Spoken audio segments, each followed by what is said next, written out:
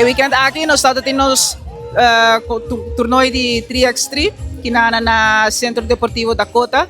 Nós começamos o weekend aqui com 3x3 the beginning. Nós damos ele number de beginning para sa que vai estar prome de hopi que nós também tem. Nós há quase 40 times de 4 divisões que escreve in.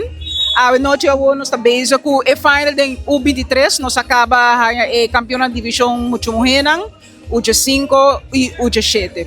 Dus ambiente está tremendo o weekend aqui, nós há hopi gente bem apoiados também.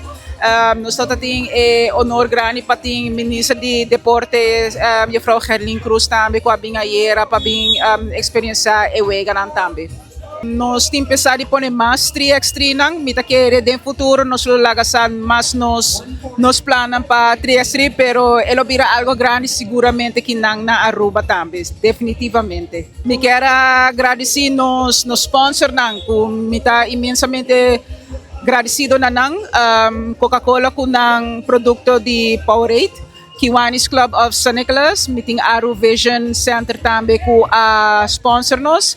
Albo, que também definitivamente que ajuda-nos a temporada aqui. Nós espera que não siga aportar conosco como sponsor, não, pero também nós espera que as demais companhias que aportar conosco também, seguramente.